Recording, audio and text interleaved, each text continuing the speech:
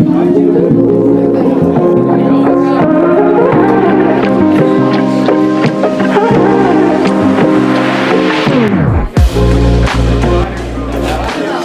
question was just, can you introduce yourself and then Kaleidoscope?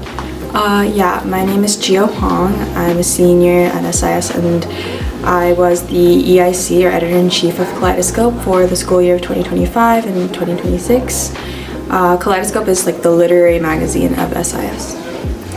Hi, I'm Lauren Lean.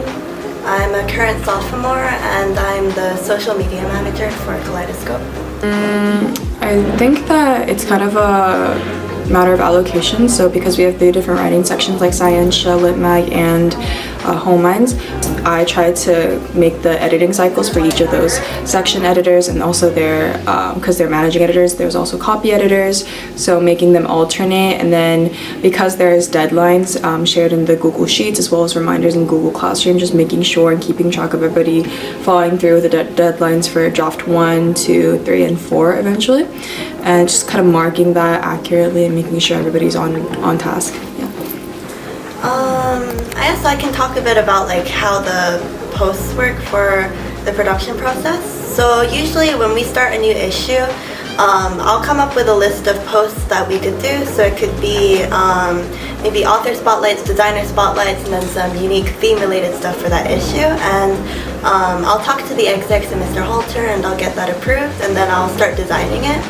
I think that of all the years, this year was probably the biggest change in terms of design and executive formation. So as I was leaving Kaleidoscope, me and Mr. Halter discussed at length about like how the executive board should kind of change to best accommodate for the things that we believe Kaleidoscope needs the most, which is heightened design quality as well as heightened writing quality. So we kind of evened it out by making 2 EICs, one for writing, one for design.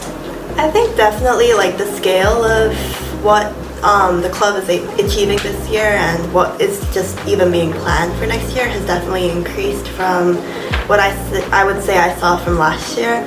I think the issues that we came up with, there's a much greater diversity of the kinds of things that we're able to cover, as well as I think in general just the design, like the level of the design, and I think like the promotion we do as well, it's just all increased a lot. So I would say scaling up has been a really big difference I've noticed.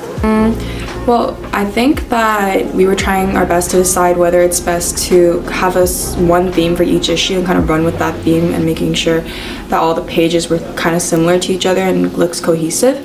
It was either that, or we have each story has its own individual and unique design based on like what it's talking about. So we ended up going with the latter because I think the purpose of Kaleidoscope is to make sure that everybody has their own opportunity to make their unique voice shown in both their story, and that should be reflected equally in the designs as well.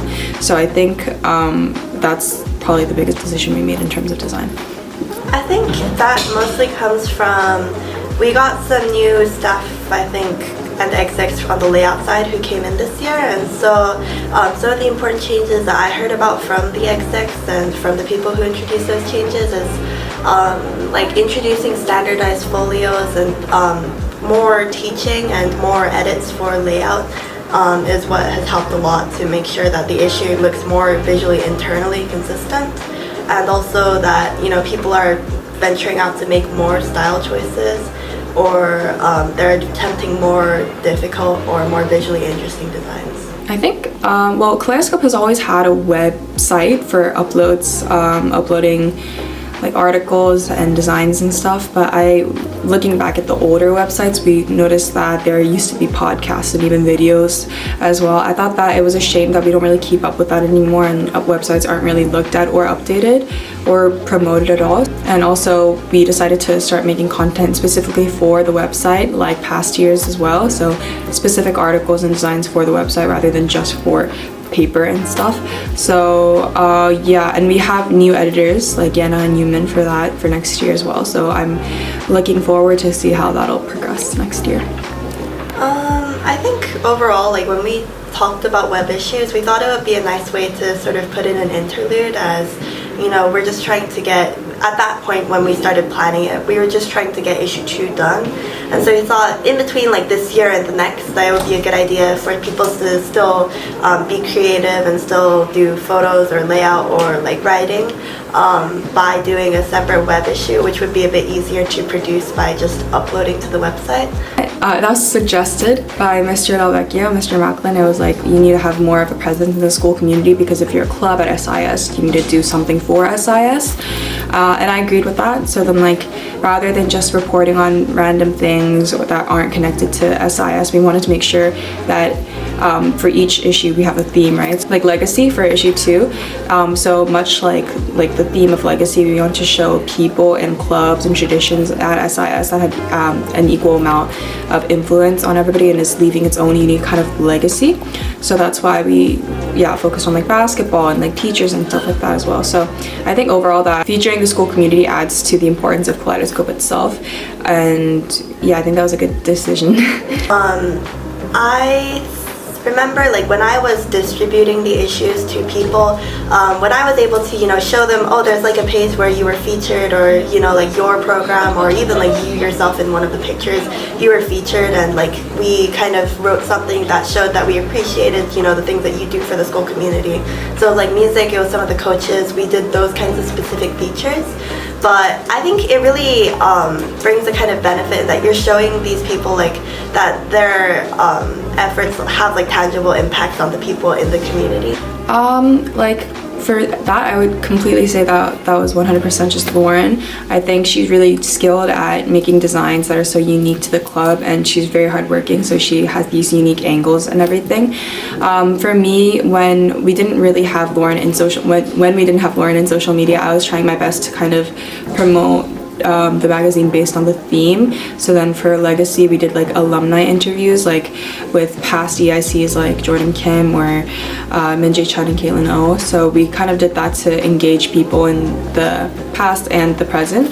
But then more than that, Lauren began to kind of promote what we're doing in club. Like she started taking photos of club meetings and like progress and showing people what it really takes to make a literary magazine, which I think is if not more than equally important as like showing interviews and stuff. So I think that's what's going really well. I think I drew on some of my previous experience. So in the past, on the side, I've sort of done some designing or some similar work for like youth literary magazines, and that usually includes social media. So I was sort of able to bring some of my experience with that, and especially because there's some of the logistic stuff, so like choosing what kinds of posts to make, planning out like when you should upload them, and then also sort of making sure that things like when they're in an issue that they look cohesive, so that the social media looks good or looks artistic and that kind of perspective. I think the previous experience that I had helped with that. Like, because me and Mr. Halter and everybody had a lot of ambitions for the club to do well with all the changes, I would say budgeting was a real issue. I wasn't aware it was an issue until end of issue 1 when we realized that we went way over budget. So we were trying to figure out ways that we could kind of lessen the pages or like lessen the quality or the thickness of the pages to make sure that we didn't go over budget, and that ended up working out very well.